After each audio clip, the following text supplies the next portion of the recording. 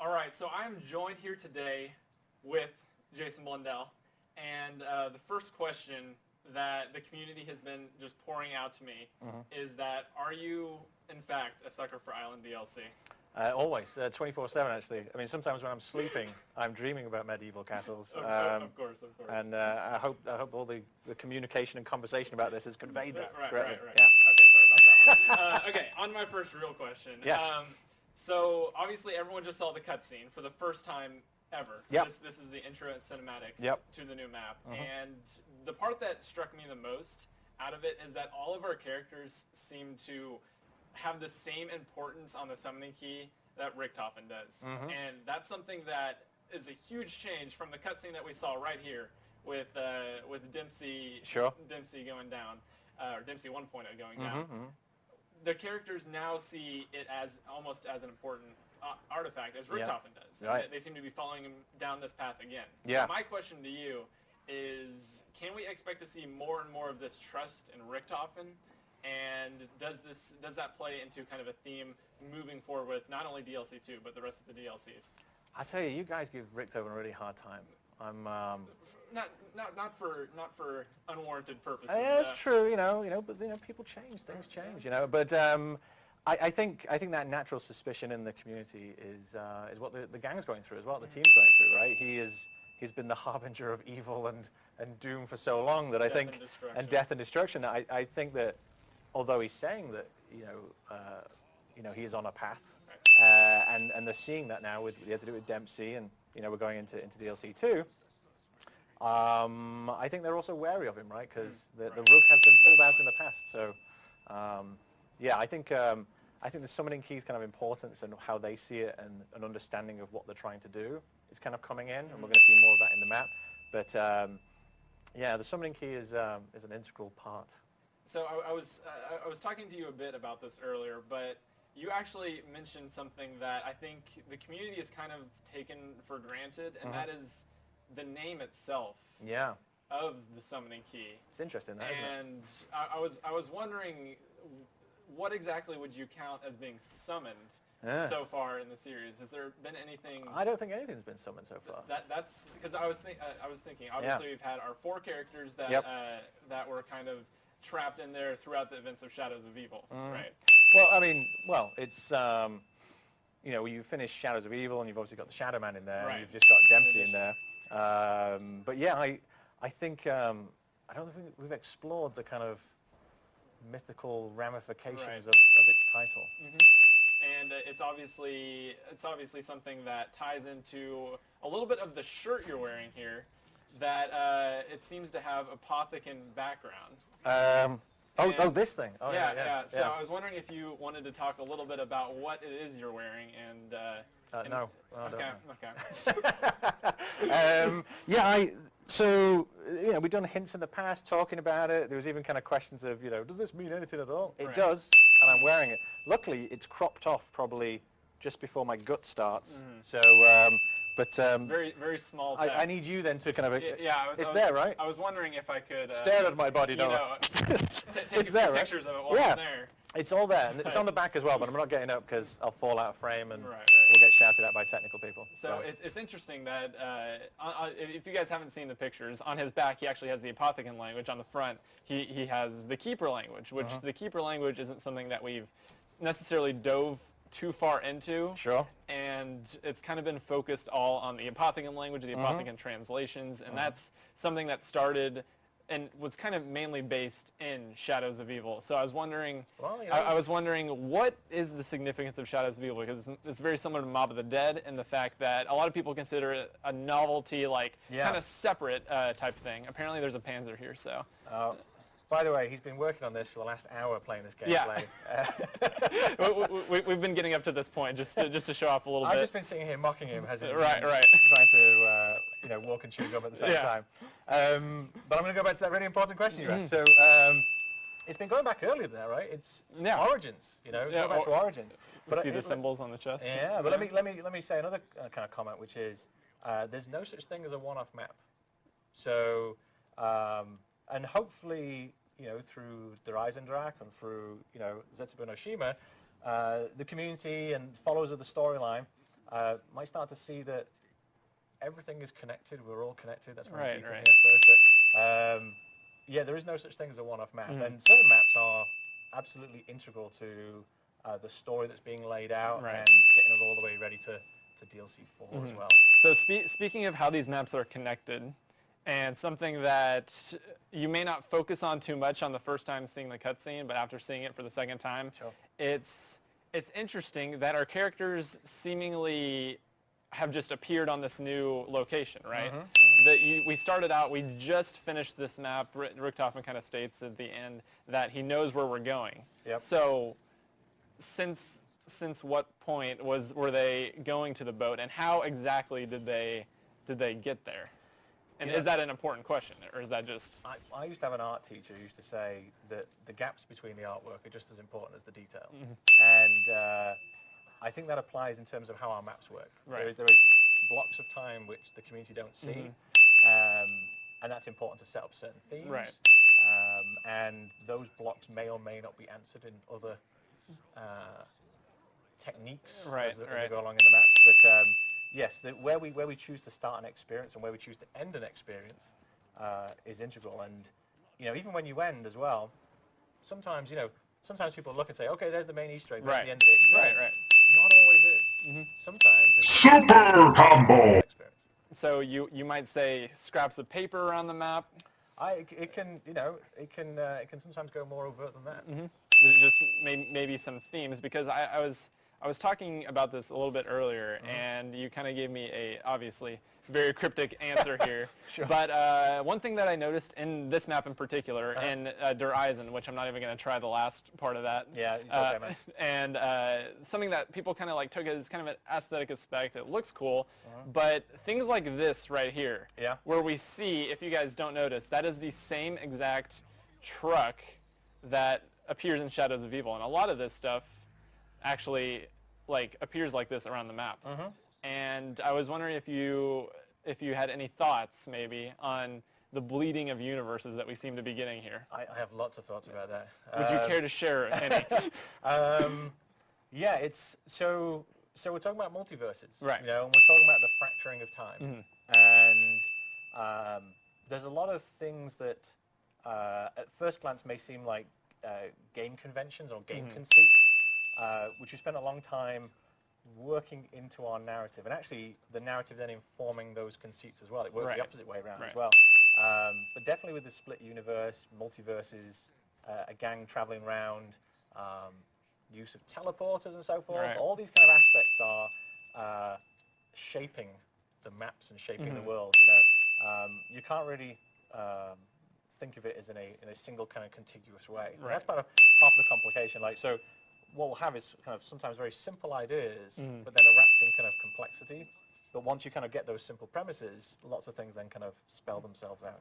So will we be getting a few things spelled out in DLC 2? Absolutely. I mean, so our goal will be, to keep on presenting. Now, like a magician, right? We want to put the things in front of you, and so you're looking at that nice sparkly thing. Well, we're hiding the rabbit up our bum in the background. So that's the trick. So we're kind of putting things in front of the players, so they kind of focus on and talk about it, and they're integral. But also, you might not be looking just past that object to see the other glaringly obvious thing. So what we know so far, we got a little kind of intro into the map, and it seems to me at least that Takio is going to be kind of the focus of this map. Obviously, for the last one, we had Dempsey kind of taking place, and that was his kind of quest here. So I was wondering, what kind of themes is Takio going to bring in when he faces his 1.0 version? What a great question. That's not going to get answered. The one that will not be answered. Of course. I would... one thing that we're continuously doing with this DLC season is, and has been building upon great foundations of the past, is adding more dimension to our characters. What started off being quite two-dimensional in a way, more stereotypical of the nation and so forth, exploring the emotion, exploring the connection between those characters, and then, you've got characters in this kind of fantastical world with this fantastical set of events happening. How do they come to terms with it? And some of these things which are like, this is key to that character, how do you challenge that? How do you look at it? And how does the rest of the team respond to that. Right. Because they unwittingly all came together. So it's a growth of friendship and trust and mistrust. All that stuff is kind of playing on. Also on top of each person having to confront very taxing or trying things based in their own personality. Like, killing another dimensional version of yourself. Might be a little stress in the head there. Like Dempsey, he's kind of brash and over the top and is shouting the American thing and let's go. And ultimately had to switch off the life support machine on himself. Yeah. A very moving, emotional moment. I just got chills thinking about that cutscene again. And I think that's the kind of, I talk about the dimensions, that's what we're going Right. for. Like each character has to almost kind of confront the things which define them, right? And I think that's a statement about life as well. Right. That's extremely deep. but this live stream. Such is the world of zombies. Yeah. So talking about DLC 2 a little bit. Yep.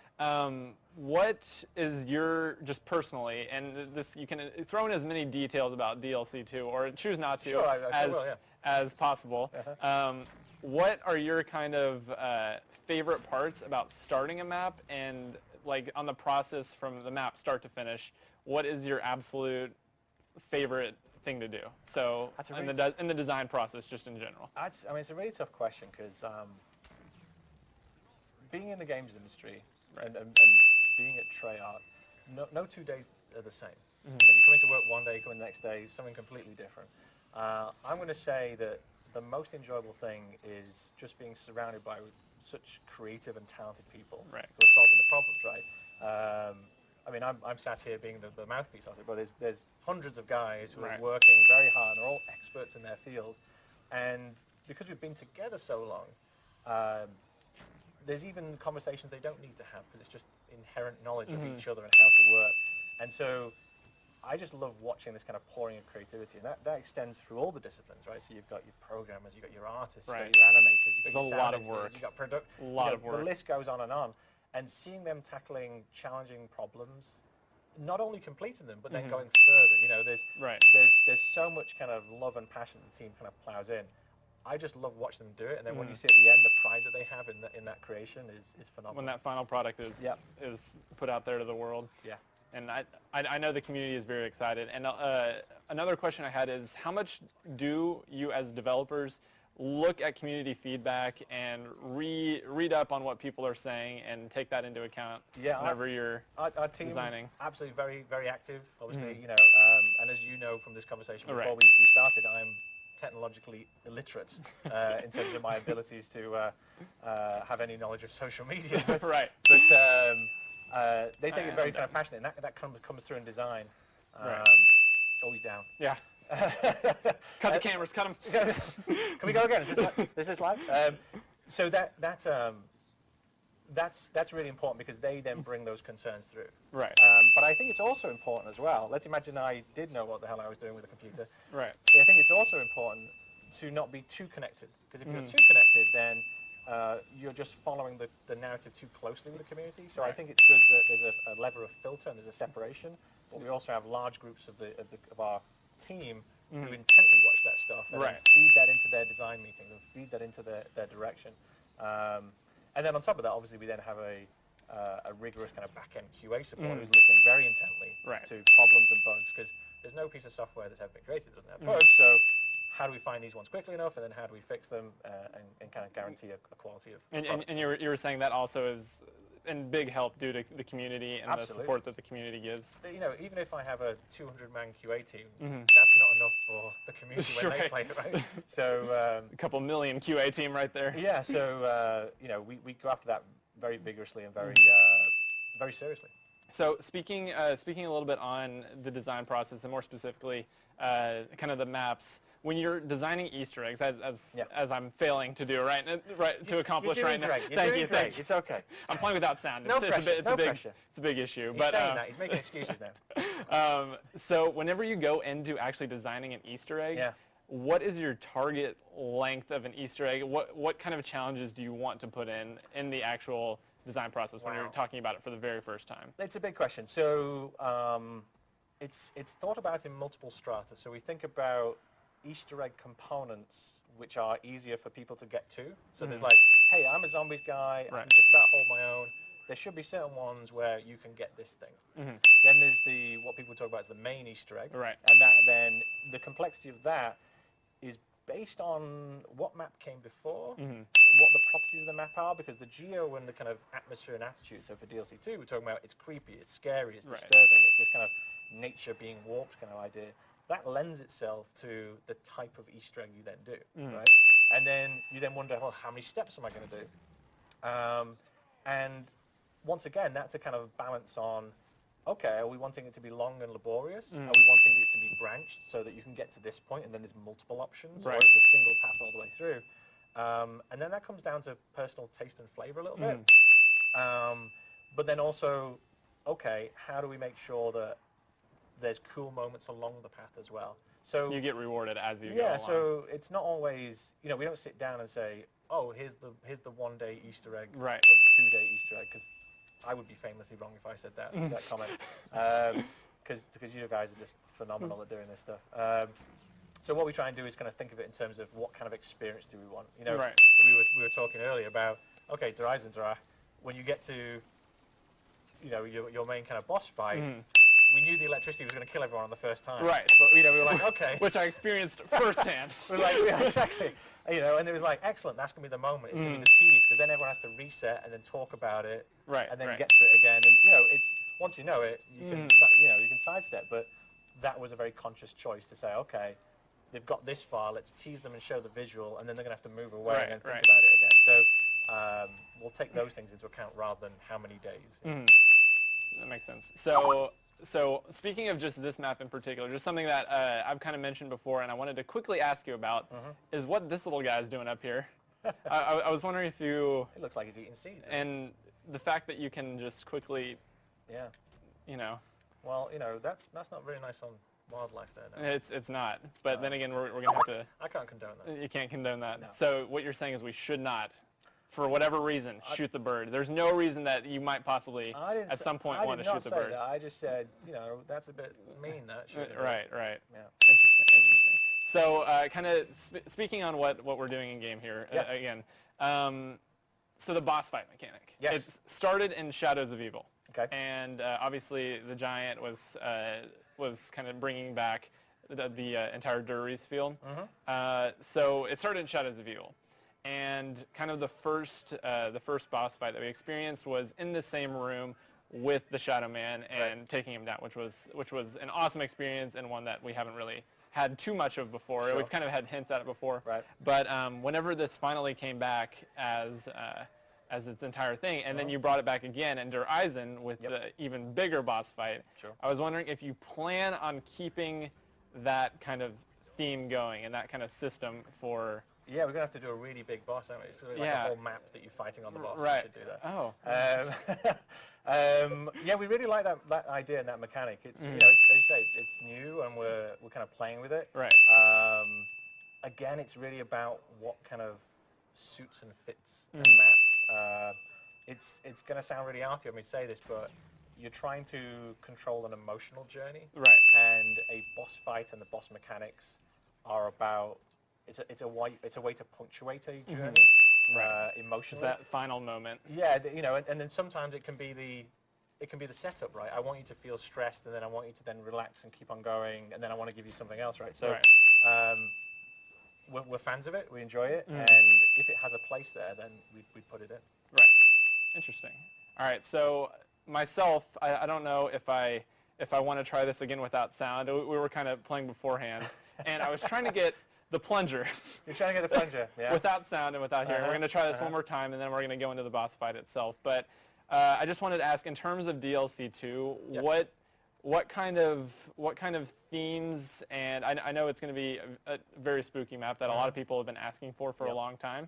And I'm going to not even get a chance. All right, we're going to the boss fight. What kind of themes and ideas can we kind of expect within our characters and the development between our characters? Well, I mean, they've all gone through the experience of Der Eisendrache, right? Right. So they're all now seeing the beginnings of Richtofen's plan, understanding a certain kind of consequence of stuff. But I think you've also got to kind of come to terms with like we were talking about before, right? The emotional journey of what you're actually doing, right? There's doing the thing that you're supposed to do, and then there's the emotional journey of, yeah, but I'm doing this thing. Yeah. And You're still having to go through what the right thing is to do. yeah, Richtofen's always been like, his intellect has almost prevented his humanity at times. Right. And I think, hopefully, if you guys believe in him, if you can just reach out your heart to help him.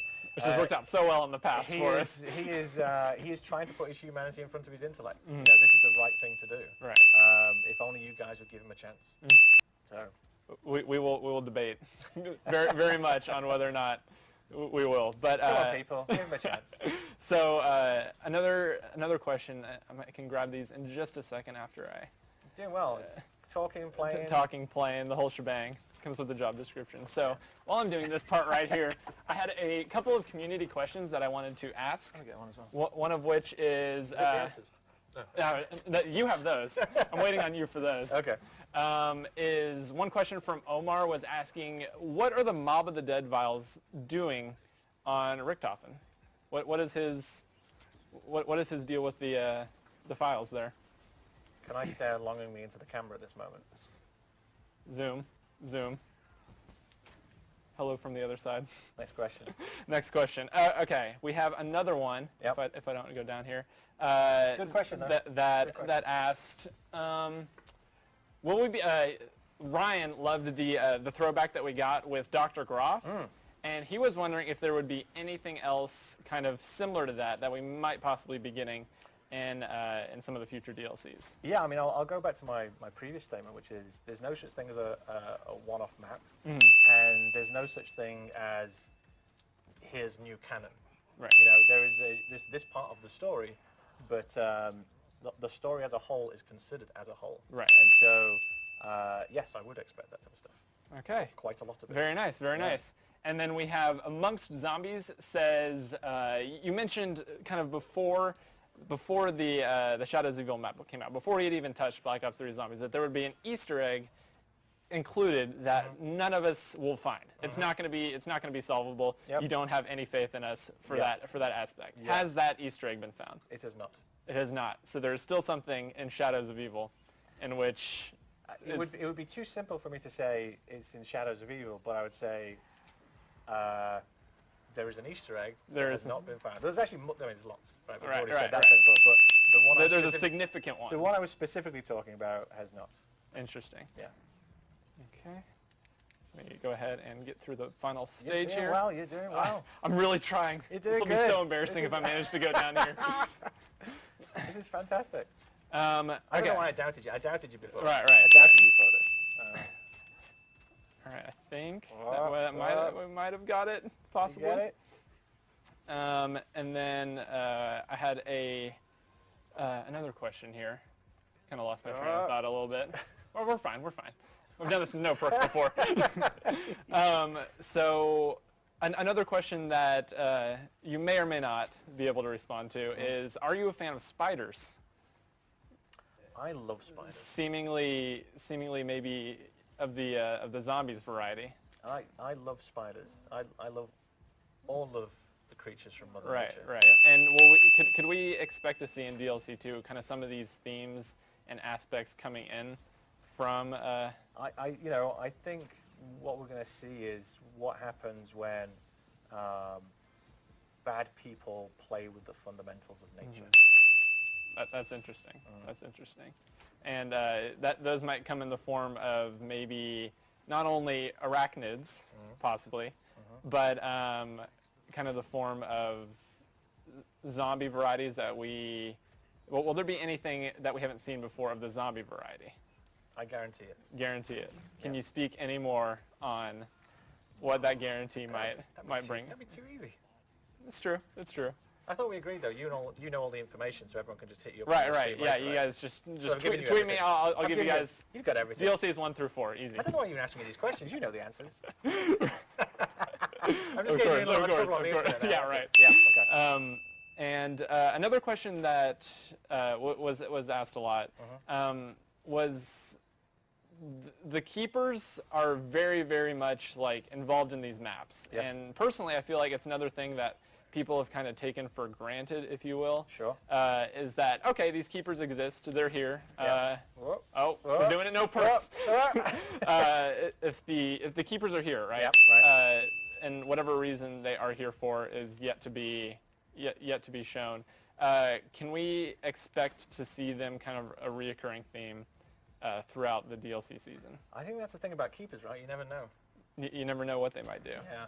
And those crazy keeper guys. And not only that is the fact that in Origins we got through scraps of paper a picture of our characters, not only with the caption premise, which is a very interesting term in itself, and we also received this picture of them garbed in keeper clothing. Okay. Which I was wondering if you could speak any on that.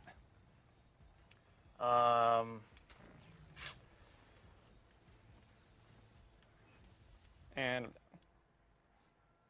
this is foreshadowing for what he's about to say. That's very good, yeah. I was just pausing there. I was thinking, it's just really weird how time and space works, isn't it? It is. I was going to say something, but then you went down, and I was like, it doesn't feel right for me to talk about that kind of topic. Of course. Without active gameplay. So, yeah. here's one that doesn't have to do with this map. Sure. The number one question I was asked is, yes, is the Shadows of Evil Wonder Weapon upgradable? Okay, let me be definite and cryptic at the same time. As expected. Yeah. It is not possible to upgrade the Apothicon Servant in Shadows of Evil. I'm going to go take a lap around the office real quick. We're going to go ahead and send it back to John. This has been great. Thank you again for your answers and your cryptic responses. And that's about all we have for our time. So we're going to send it back over to John. Thank you guys for tuning in.